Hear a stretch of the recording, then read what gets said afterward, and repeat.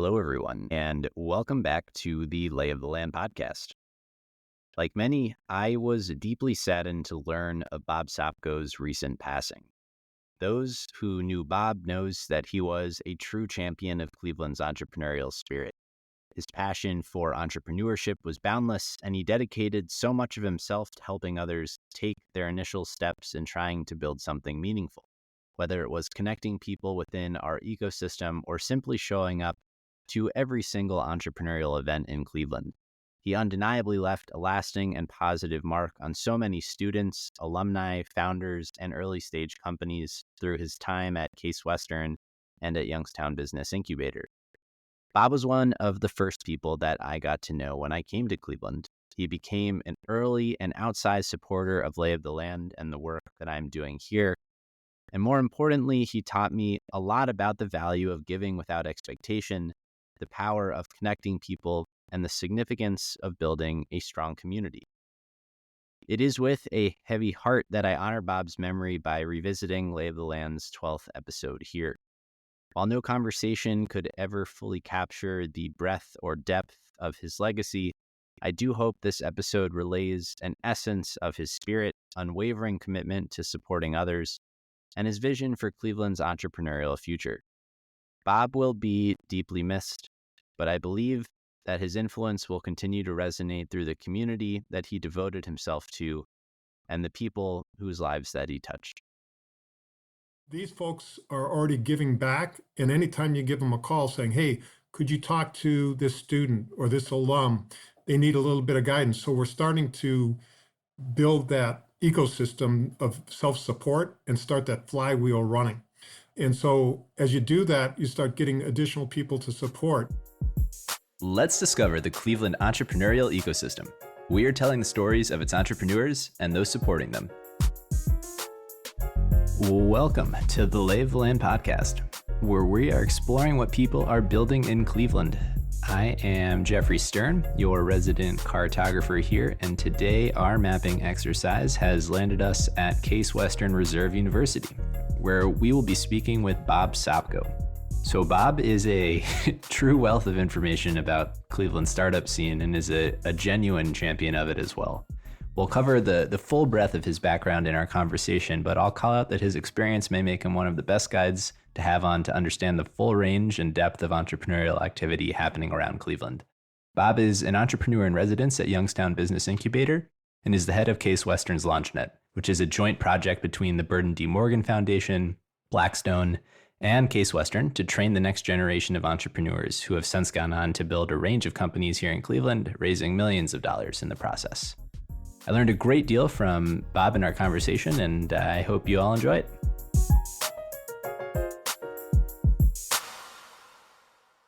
So when I moved to Cleveland and started attending startup-oriented activities around the city, I'm pretty sure that I saw you at every single event. And so of all the people that I've been able to talk to on the show so far, my sense is that you may be the best person to kind of survey the Cleveland startup space, which is why I'm excited to have this conversation. So thank you for coming on. That's great. And I get out a lot. My kids are older. When I was like in my 20s, I was home a lot or working, but now that's kind of my thing.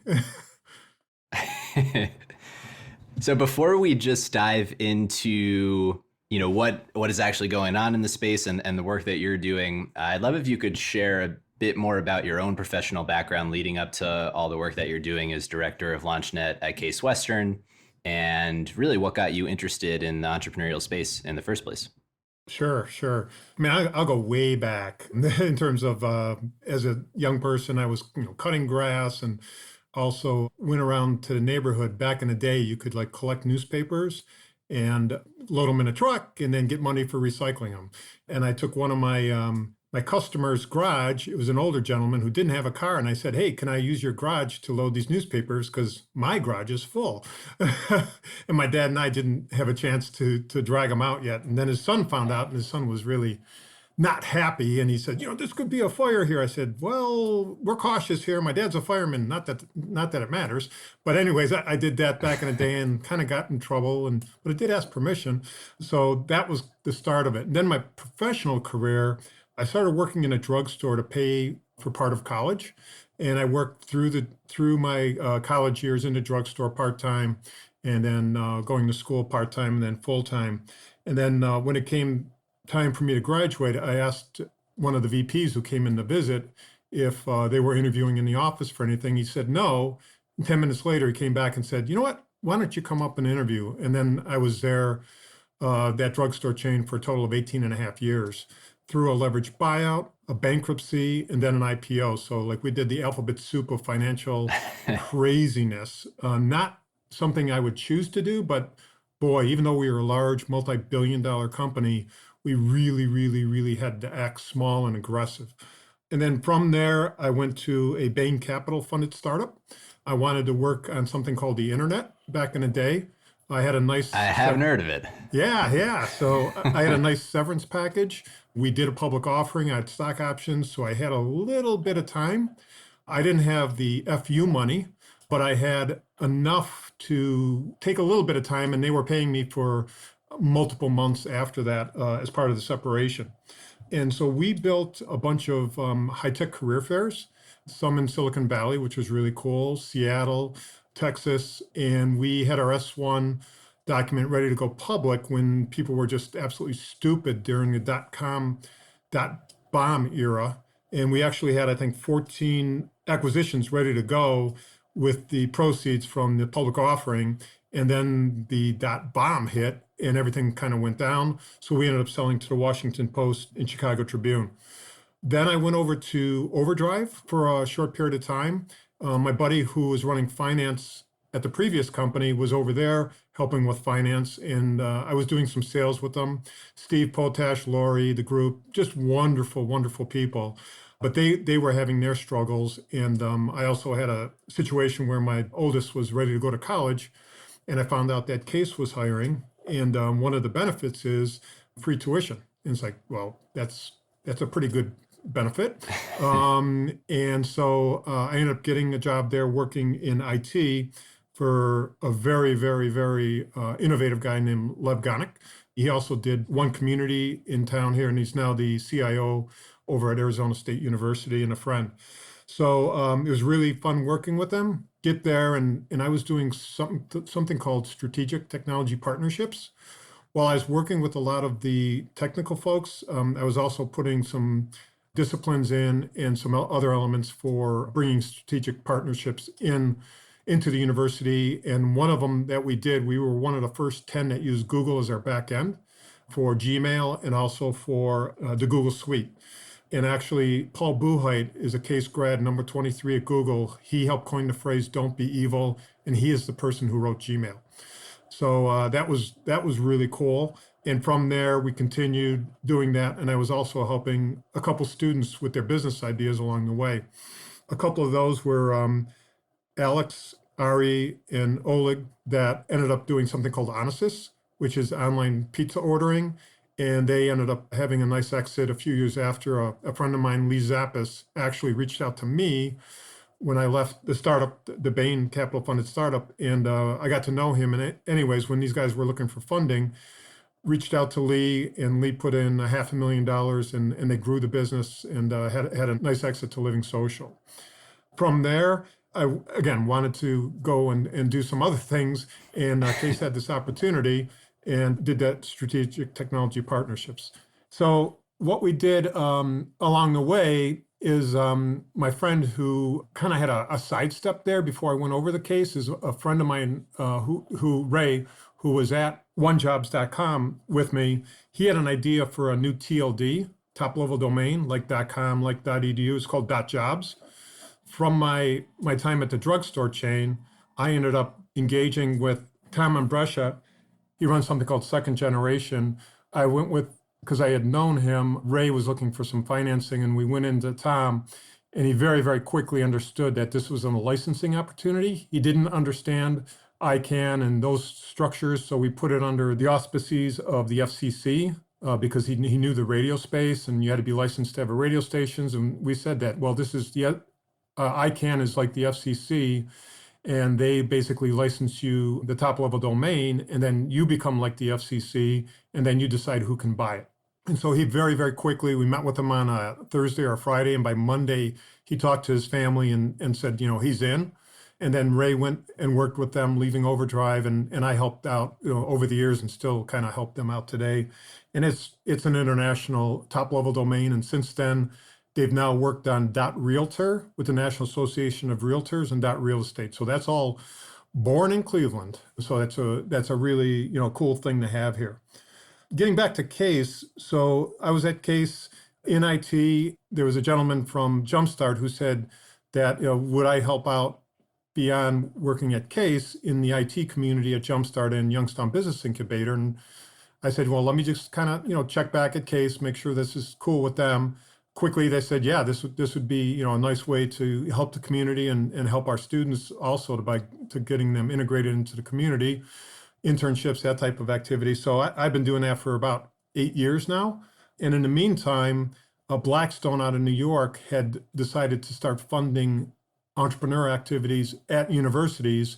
We had answered an RFP along with Kent State, Lorraine County Community College, and Baldwin Wallace. And so we have something called LaunchNet, and we continue to run those. And I basically applied for the position and ran it. And since then, we've just added John Carroll about a year ago. So that brings us up kind of to today. And what else can I answer for you now? Yeah. So you have not been busy at all over the past few years. No, thank you for sharing all of that. That's incredibly interesting. I'd love to kind of talk a bit more about LaunchNet. At the onset from Blackstone's funding of it, funding of entrepreneurial activity. What does that actually mean? Like, what are some of the projects, goals, initiatives that are happening at LaunchNet? During the time Blackstone funded us, we were also funded by Case Western and also substantially funded by the Burton D. Morgan Foundation, which does a lot for the ecosystem in this area. And so within Blackstone, they were definitely looking for, how much financing did you raise? How many jobs did you create? And they were looking at those type of metrics, which is fine. The Burton D. Morgan Foundation was interested in that somewhat, but they were more interested in how are you impacting individual students or alum to have a entrepreneurial mindset. If they try something and it doesn't work out, what on the other side of that have they learned? Can they go and work with another organization to help them out? Or can they go work for Goodyear, maybe in their innovation sector, to help, move them along? Because you have to be innovative. And, what we're living through today is, if you're not innovative, you're gone. It's Sure. it's over. So that's what we did. And over time, Blackstone from the beginning said they're going to reduce their funding, which was fine. And they reduced it to a point where saying, what, for that amount of money, and we feel collectively with all these other universities, we can do this on our own. And each of the universities put in a little bit more money, and the Burton D. Morgan picked up the rest of the money that Blackstone was funding and said, let's be independent of this, because there's a little bit of overhead there that we don't need to deal with, and we could be more agile of working together, on our own. So that kind of brought us up to, what we're doing today. Right. And so you had mentioned just kind of in your own professional past working with students on their own startup endeavors and initiatives. Through LaunchNet, though, what are the kind of outcomes that you've experienced and that 20 years from now that you hope you can see, and the kind of impact that LaunchNet can have? Even before LaunchNet, I was very, very fortunate as part of Jumpstart. It was kind of like the training wheels to do what LaunchNet was doing. I was fortunate. I met Gordon Daly, Case grad, when he was still at Rockwell, and him and others were working on a technology to stream video. That became Boxcast. And from there, helping him align with that, I had some friends, Toby and Melanie Maloney, who helped some students from Duke back in the day do something called Mental Floss magazine. And they had an exit and they were looking for other things to do. And I highly suggested that they talk to Gordon from a standpoint of just both sets are good people. And Gordon has got some good ideas going forward. And, just recently, Gordon, he had raised substantial millions of dollars before, and he just raised an additional 20 million. And also the markets he serves, churches, and also NCAA, when you can do NCAA sports, it's very important. He's got a very simple and elegant solution that he worked very, very hard at, along with his team, to make simple and elegant. And he also had, help from VFA, Venture for America group, before even 20 years. I think that was an absolutely stunning outcome. And one great thing about Gordon, along with other ones like John Niffick, who did something called Citizen Groove, which became Decision Desk, and now he's working on something called Wiser. These folks are already giving back. And anytime you give them a call saying, hey, could you talk to this student or this alum? They need a little bit of guidance. So we're starting to build that ecosystem of self-support and start that flywheel running. And so as you do that, you start getting additional people to support. When the first student I worked with, Every Key, that did a Kickstarter, we didn't know what the heck we were doing. Then, since then, we have had other people who did Kickstarters, and who they talk to? Chris from Every Key. So again, starting to, basically replicate the knowledge base outside of just myself and other entities at CASE or other entities at Jumpstart and Youngstown Business Incubator, so that it becomes part of the DNA, across, Northeast Ohio, across Ohio. So that's kind of part of, what we'd like to see 20 years from now, but, we're already getting some, good gains, from that. Yeah, no, I think that's really interesting. The whole idea of the flywheel and the support system that's kind of baked into that.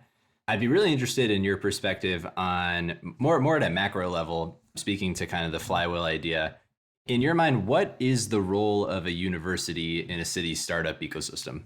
And I have a few other questions we can dive into after that, but I think we can just start there. Absolutely. So it depends on the university and their appetite to be involved in the ecosystem for entrepreneurship. Some of them, because of just their charter and, let's say, Cleveland Institute of Art, a little bit of that. Cleveland Institute of Music, not a lot. They're training, professional musicians. And other liberal arts schools, maybe not as strong. But CASE has made a determination that, we want to be a provider of resources for not just our students and our alumni, but the overall ecosystem. So one of the biggest things they can do is provide talent for students to have the opportunity to experiment and try, and I guess you could call it fail, but let's call it learn at a young age, when the stakes maybe aren't as high because they don't have a mortgage to pay, they don't have kids to support, and they can, maybe make some mistakes early on. The other thing is, providing internships for possibly startups or other nimble companies out there. During COVID, we were super fortunate. My colleague, Michael Goldberg, who runs the Veal Center for Entrepreneurship, he funded multiple internships at a $500 stipend, and we had over 150 projects from various local and actually some national companies that had some alum attached to them, and over 200 students apply for these. We matched well over 100, and he kept finding more money and supporting this so that these students could basically get embedded into the remote entrepreneurship program, REP, so that they can help these companies as they're needing this help during these COVID times when they're struggling with, reduced income streams, having trouble finding somebody capable to maybe do some market analysis for them, to do some coding for them, or doing some other materials that, that was part of our give back to the community, but also part of our, responsibility to these students who trusted us to have an engaging experience for them at the university, and trying our best to be creative and create something there. So that was really kind of like one that just recently happened. The other thing is ThinkBox, $40 million, depending on how you count it, 50,000 square foot innovation space, open to the public. When we tell people that, it's crazy. And now I think 62% of our students mention ThinkBox as one of the reasons they came to CASE. raising from 34 a couple years ago. And so, having that type of space that you can come in and 3D print, no charge except for material, laser cut. You could come up on the 6th or 7th floor and have a co-working space, no charge to you, high-speed internet, a place that you could learn from others, that you could basically, kind of work out of, occasionally. That's another element that, we want to be there to supply that. And also, potentially bump into other people. One of the stories I'll say, and it didn't necessarily happen, but, you've got theoretical physicists there who maybe have some idea of mapping out or making a 3D model of some type of a graph, but don't know how to 3D print. But we could have a kid from middle school who knows how to 3D print because he's making fidget widget spinners that could teach a theoretical physicist how to 3D print. We did have that kid making fidget widgets, spinners, and selling them. We encourage that. We want that to happen. The two of them never met, but theoretically they could. Or that nurse that has been, in the field for, let's say, 15, 20 years and maybe has some idea for some implement that can make her patient care better or, less burdensome. How can we integrate her and welcome her in or him in so that we can work with maybe a Cleveland Institute of Art student to help industrial design student design something, and having an engineering student help them, make something and start to prototype and enter a competition and bring something to market. Yeah. One of the threads I'll pull on there is the talent one, both in terms of graduates working on their own specific startups or entrepreneurial efforts. You also have this issue of retaining talent to work in the other startups that people are starting, or other scale ups that are the box casts of Cleveland that now have this capital and are looking to grow and deploy it. So one of the, I think, real challenges that Cleveland faces is one of the brain drain, where you have someone who born and raised here in Cleveland, attends Case, graduates, and then all of a sudden they're thinking about where they're going to start their professional journey, and are being recruited heavily, by the firms out in New York and in San Francisco. So I'm, curious how you think about the brain drain problem, the post-graduation student retention problem, and what are some things that we can do better here in Cleveland to address that? Okay. The brain drain, it's talked about, I think, too much, and it's unfortunate. A lot of communities have that. And, I don't want to be the next Silicon Valley, because Silicon Valley is an anomaly. It's just an anomaly worldwide. It's, you look at a chart and they just stick up really weirdly. Compare ourselves to Kansas City, compares ourselves to, other places, Cincinnati. Columbus is doing, I'd say, a little bit better than us. Pittsburgh, with CMUs and Google and others, are doing a little bit better than us, but we've got some really strong elements here. And I'm going to flip it around the other way too. My son-in-law comes from Chautauqua, New York. And in Chautauqua, New York, 64 kids graduated from high school. Anybody who went to college, zero stuck around. That's a problem. That's a drain. And when he looks at Cleveland, he goes, wow, I see nothing but opportunity here. His brother then followed him. And now his mom and his stepfather are going to be coming to Cleveland because they see, the Cleveland Clinic. They see, other elements here. My son-in-law worked for Smucker's, TTI, which is Hoover and Dirt Devil, and also now he's at Goodyear. And you just don't have that in these other places. So I've seen them come in from here, and also people who have grown up maybe Western PA, Western New York, and maybe don't want to travel to a Chicago or New York City or all the way to the West Coast. This is prime opportunity. Or they've traveled there, and 10 years later, they are saying, I really, really want to buy a house, but I cannot buy one in San Francisco. Or my parents are getting older, or my grandparents are getting older, and I really want to be around family.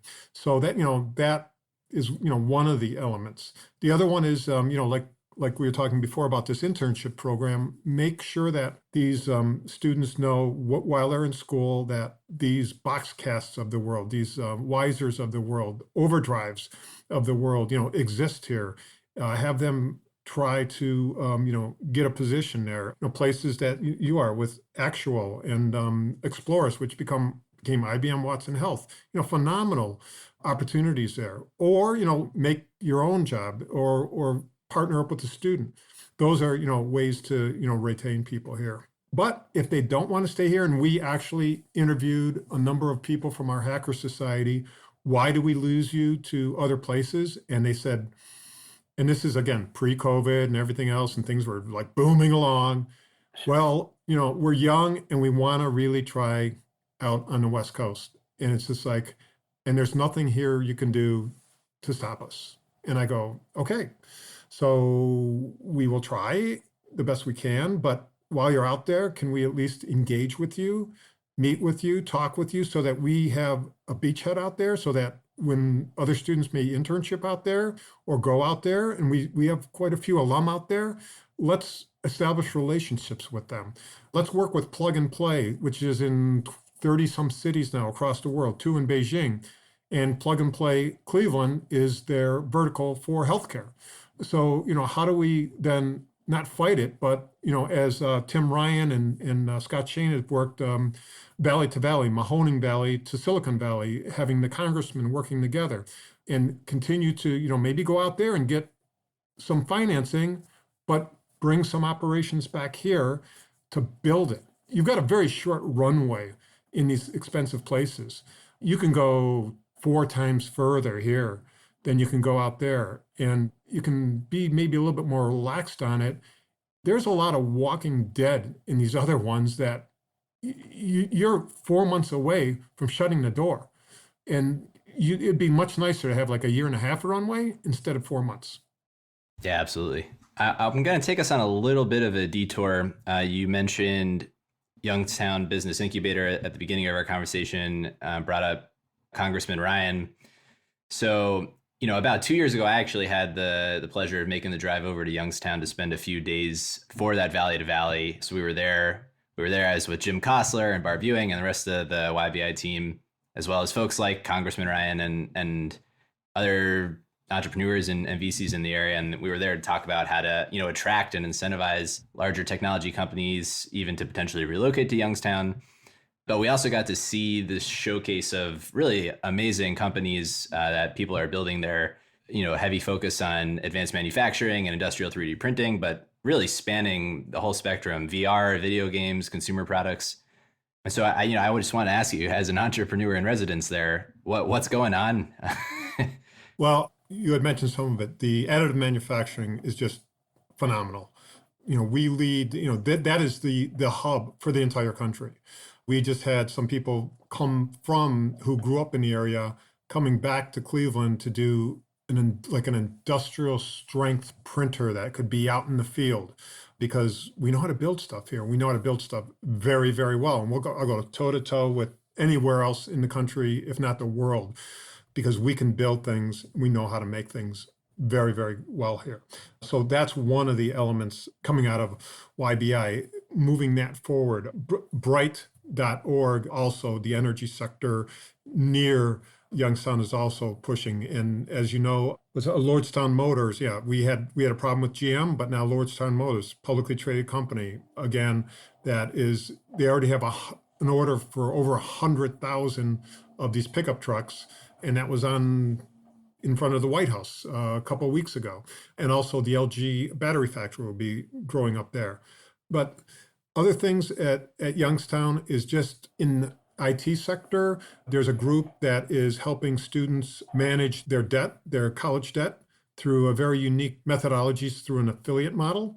And they were out on the West Coast, but they're opening a facility here to help them move along. There's another one called Fritz Frames, and they're getting traction. Fritz Frames allows you to go online and not only like Parker Warbley, order your glasses, but design your glasses and then have them 3D print in the color you'd like for specifically you.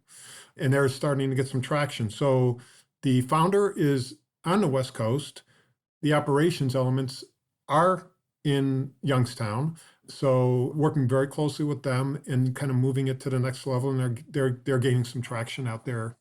So, part of it is additive manufacturing, yes, but, some of it is in the other, tech sectors. Building on that a bit, in the past 4.5 years that I've been here in the startup space, I think if I didn't have that opportunity to go to Youngstown, I probably would not have been aware of any of the stuff going on there. And so, from your perspective, how do we better incorporate, commingle the startup ecosystems of Cleveland and adjacent places like Youngstown, where there really is a lot of complementary stuff going on, but also places like Akron, and how do we create a more unified body here? Well, one of the ways we did it was through Jenner and the number 8 tour, which does an accelerator. They did one in Youngstown, and then they also have been doing them in Cleveland. So Scott Shane had worked to bring some of these outside resources to bear here. And one thing, every 2 months we have a meeting that we bring in people from Youngstown, from Akron, from Magnet, from Lorraine County Community College, and we share. It's called an ESP meeting that we kind of share, what we're doing, where we could use help, what interesting entrepreneurs are moving forward, and how to align that together. In addition to that, at least from Akron to Cleveland, there's something called National Science Foundation I-Core. And I-Core is like Steve Blank's business model canvas for market validation. So a number of us from CASE as students and entrepreneurs and also as mentors, being staff or professors, have volunteered to help guide these folks down in Akron. And, we would have a fair number of CASE students involved, but now we're doing it in conjunction with them, that some of the sessions will be at CASE, some of the sessions will be at Akron. So to kind of like bridge that gap more, we're continuing to do that. And also the people from, Youngstown are more embedded in the community more. Heather, who also does what I do more full-time than what I do as an entrepreneur in residence, makes her way around this area. She goes down to Bounce for regular meetings. And so she literally is in Cleveland, Akron, Youngstown, Cleveland, Akron, Youngstown, potentially, the same week, to kind of bring and tie everything together and pull all those resources so that, everybody knows what the other is doing, and see how we can collectively work together. Yeah, that's awesome. I think it would be very cool the more we can kind of bring all that stuff together, just make people aware of what's going on adjacent to us. Yeah, and just, to give you an example, there was, it's called beneverending.com. CASE grad, worked at CASE, and he did a Kickstarter, raised $17,400 for being able to generate characters. Well, he also competed in a competition in Youngstown and won it. And he was featured on Spectrum Cable Network, as being a winner there. But again, he lives in the Cleveland area, engaged with CASE, but went out to Youngstown to compete because he had heard of what was going on out there, and ended up, winning it. And we've had other ones. Augment Therapy, she was also a winner out in the Youngstown area, taking advantage of, some of their resources of, what can be had out there. So with a lot of these efforts that students are working on to start something, whether through LaunchNet or elsewise, something that I've always just been curious about, and I just honestly don't have a great understanding of, is the other part of startups and universities, which is maybe more the corporate engagement and tech commercialization aspect of, actual research that's being done at CASE or wherever, and, that being spun out and maybe run with by students or is licensed and sold elsewhere. But I'd love if you could speak a bit to how universities, CASE specifically, is, monetizing on startups. Absolutely. So people initially were very concerned. It's like, oh, if I make something in ThinkBox, does the university own part of it? No. If it's your idea, you own it, you have it, that's not a problem. The issue becomes if it's, coming out of a lab that, a professor is teaching and it's maybe funded by a corporation or something like that. Yeah, there are some rights to that the university has because they're paying for it. And also maybe a corporation has that. Within LaunchNet, we generally only deal with student and alumni ideas that are 100% owned by them. We will occasionally, because of some of our connections and expertise, tap into some of the other ones because of we're kind of like hanging out in the same place, or we've gone to I-Corps together with them. And I'll give you two examples. One is Roadprints, PRINTZ.com, which was a case professor in robotics. And it's to basically have a robot on the back of a truck to print road markings. So it's a case-owned technology, but they licensed it to him. And so he's going to market with that. And the Case Technology Transfer Office negotiated that with them to give him incentive to do that and to move forward with that. Another one is Folio, and they also went through I-Corps. Folio Photonics is another one, which is a high-density material to fit minimally 100 times more on a DVD of data than that can currently be done. Again, a case technology born in a lab, and then the professor now owns a portion of it. And they hired a Boomerang, who grew up in the Cleveland area, was out with Intel, I believe, for almost 2 decades, and now is back in Cleveland. His in-laws are very involved with, I believe, Aladdin's and Yours Truly restaurants. And now they're building that technology in Cleveland. They've got a team here, and they're continuing to move forward. But Case definitely, has partial ownership of that, but they're also smart that they want to incentivize the management group, saying, you make this work and it will be advantageous for you, and then also incentivize the employees of that and the hires, the interns from Case or the interns from other universities, or the new hires of Case grads or Cleveland State grads, or possibly polymer grads out of University of Akron, to say, okay, we want to incentivize you and give you some equity to bring this out going forward. See, we kiss a lot of frogs with what we're doing with the student ideas, and very few are going to become a prince, but there's a lot of them. The ones that Cases, they're a little bit more mature and have kind of been tested a little bit more prudently before they kind of move it to the next level. And a fair number of those are also deep science with, something in the medical area that just needs a lot of work, a lot of money behind it, and a lot of testing before you can go to the next level.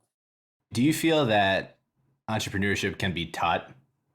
Yes, I feel some of the fundamentals, but I think it can be better lived than taught and apprenticed. You can be taught in a classroom how to ski, but until you go down the slope, you can look at a book to play the piano, right? But until you get in front of a keyboard. So I think it will help you with the fundamentals, understanding, market dynamics, understanding that you really should understand, is there a market for this? How do I put it together? How do I structure this? LLC, C Corp, B Corp, so on and so forth. So those components can be taught, but then you have to get out there and do it. I'm also going to model this a little bit off of Y Combinator, which is the most dollar-wise successful accelerator in the world, that they did something called startupschool.org. I've gone through it 3 times. And what do they emphasize? Very early, market validation. Who's on your team? How can you get forward? I don't care if it's not perfect, try it. So I've seen it happen, and I've seen it happen on a regular basis. I've seen one of the professors from Case very nervous about getting out of the lab and talking to potential customers. Extremely nervous, very smart person, but out of their element. But then over time, they started to understand it more. And then they started to enjoy it, saying, I'm learning because I did it. But the initial part was very difficult. And unless you taught this person how to do it, they wouldn't have done it. I want to say something about Startup School, because I'm a huge fan of it. And to give you an idea of the reach and also the density of some of the entrepreneurship in Cleveland, in fall of 2019, I was in it for the 3rd time, and I was doing an analysis, and I was promoting the heck out of it, as Jumpstart was, and others, to get people involved. We had quite a few students involved with it. But within a 50-kilometer reach of Cleveland, we had 60 companies, not just Case people, not just Akron, but 60 companies, people who had ideas, and it's like, shit, we didn't even know they existed, some of them. Other ones, they were kind of people that we knew of. One of them was like Road Prince, and they went through it again because they wanted to learn, and they applied for YC. And so we actually had a mixer at ThinkBox, and 24 of them showed up, which was a heck of a percentage. And then there was that helping of each other. What are you working on? How can we help you? Again, building out that ecosystem. And, a lot of people needed help. They had good technical ideas. It's like, how do I market this? So the marketing person was actually quite busy. The other person who was actually quite busy is, I have this idea. I need somebody to code this thing. And that's, always, difficult thing, no matter where you're at, to get, some good developers to work on something. But I just wanted to share that. I was shocked when I rolled up the numbers and I said, okay, we got 20, we got 30, we got 40. It's like, oh my gosh, we got 60. And that was just an amazing number that we had. Yeah, that is pretty extraordinary. What Paul Graham's done with Y Combinator is pretty cool. And yes, even just his observations on Pittsburgh and Carnegie Mellon and probably the equivalent role that Case plays here in Cleveland as kind of an anchor institution, attracting the talent.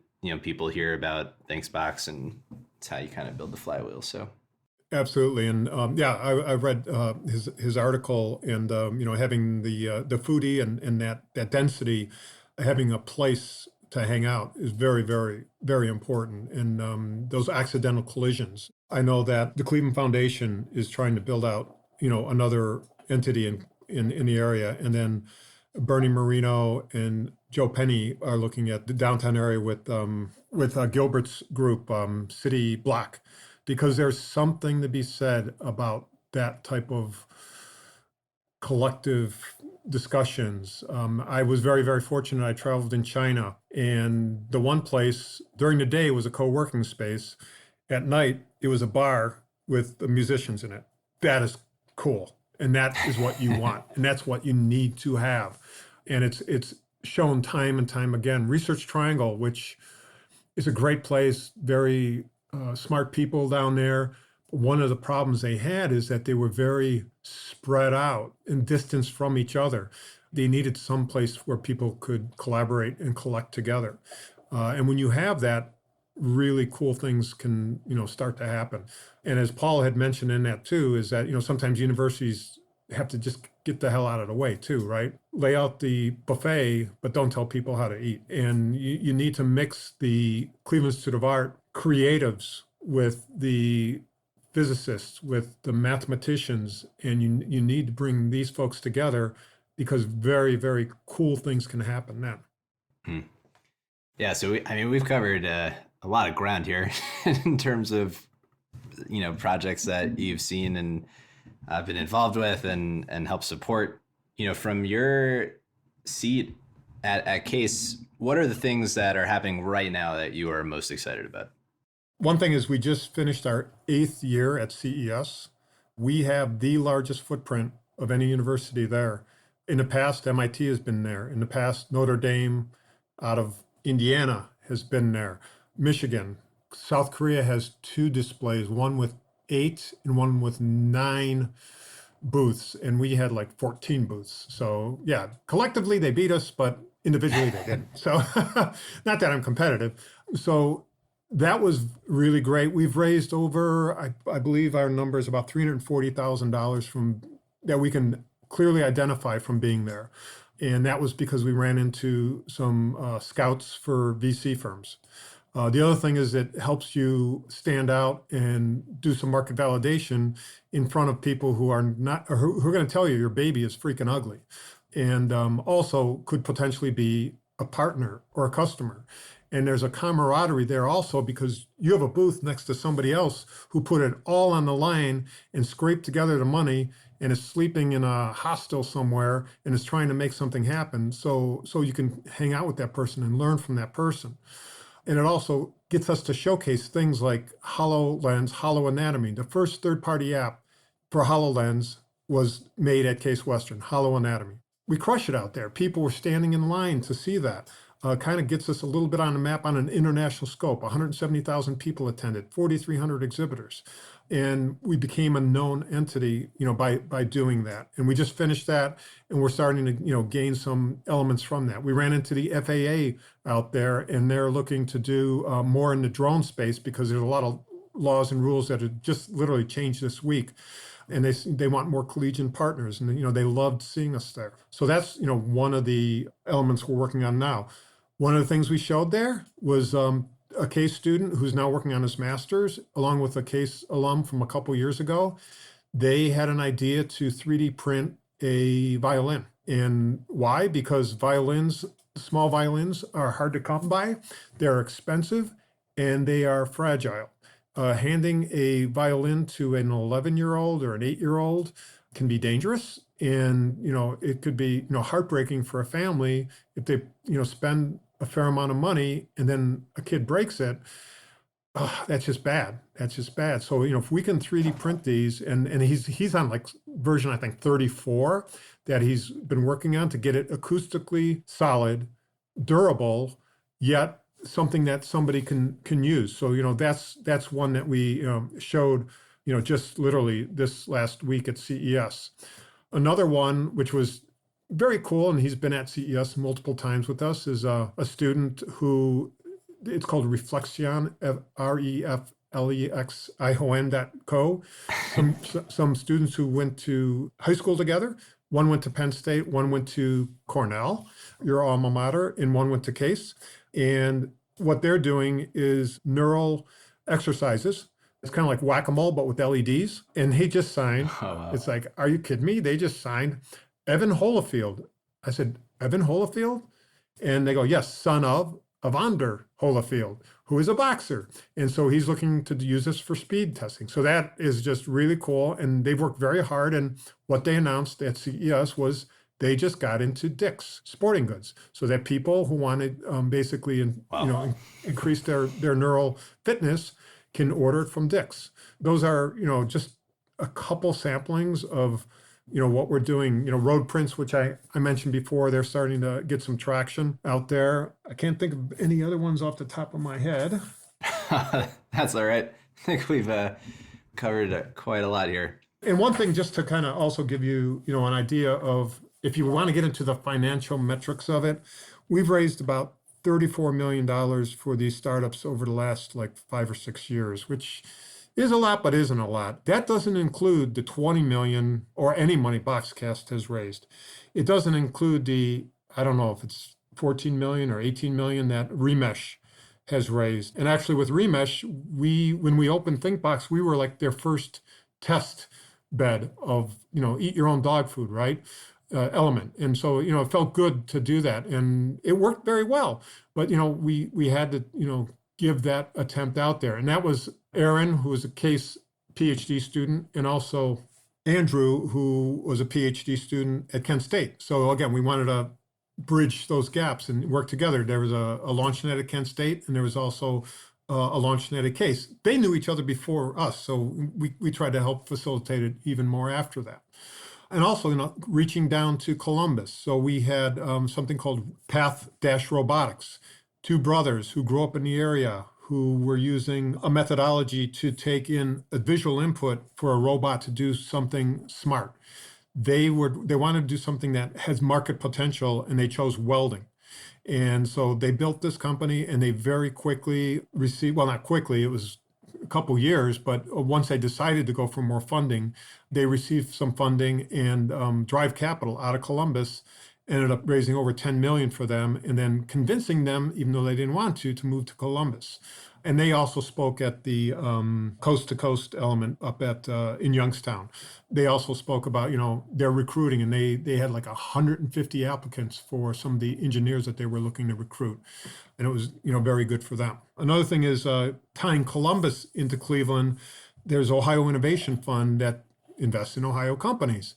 They invested in a couple Cleveland companies, so they're up here once or twice a month. And they now have somebody, Faith Voinovich, who's working with them. She was an Ohio University grad.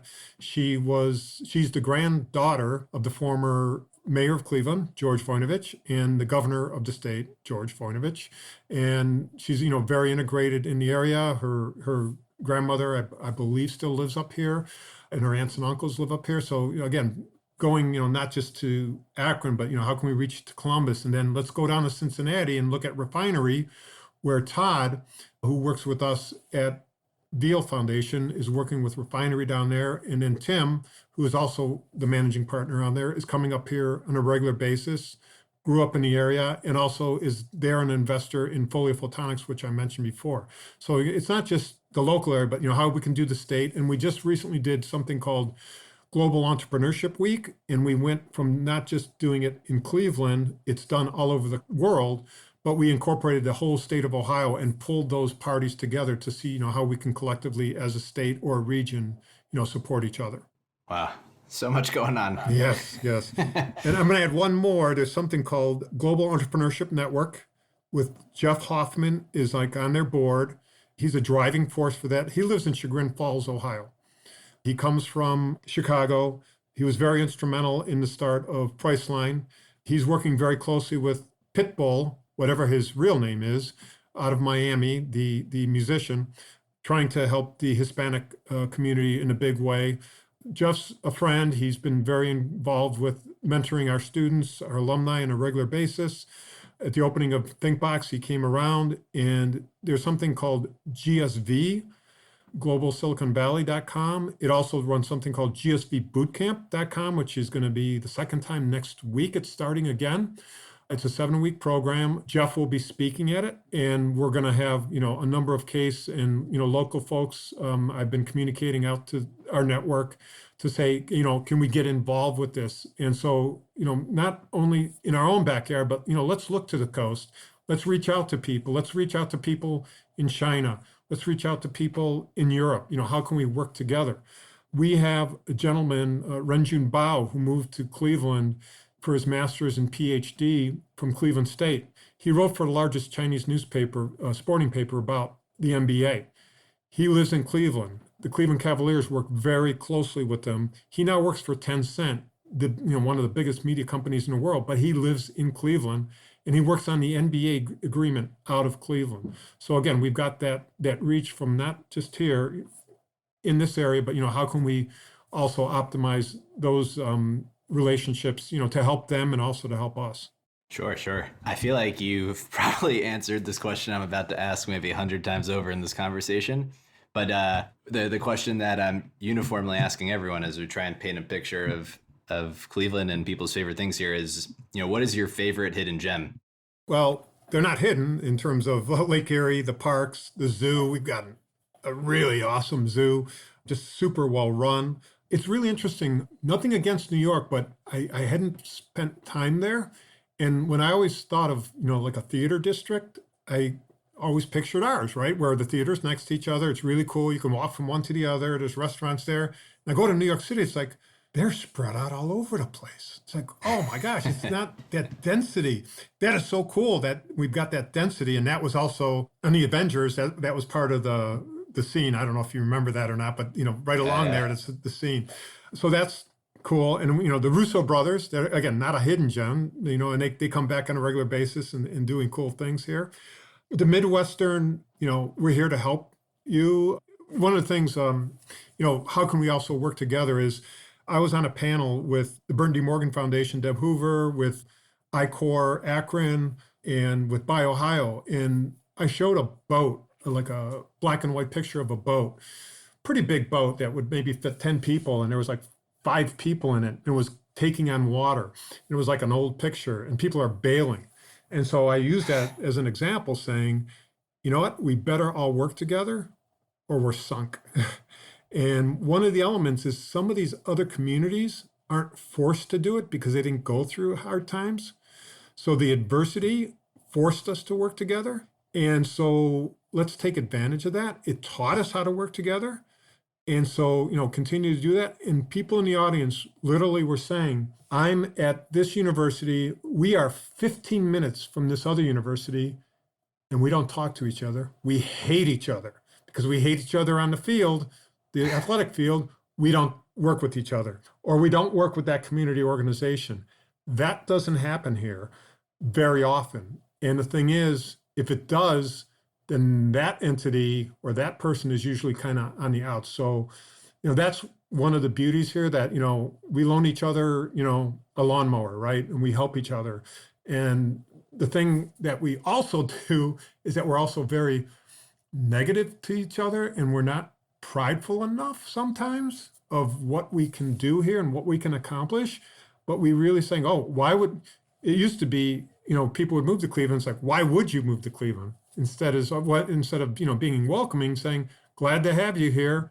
Come on down. More people are moving here. So, it's not rose-colored glasses, everything. There's a lot of things that have to be done, but there's other elements that we are just extremely powerful. We don't have a Theranos here. That's not going to happen. That was just an insanity. We know how to do medical, and you're going to have to work your tail off and prove yourself so much harder here, so that, if you get some easy money, you're really well prepared to optimize it, right? And we've had, great successes here. Overdrive, phenomenal success. They sold for $420 million to Ranka, a Japanese company.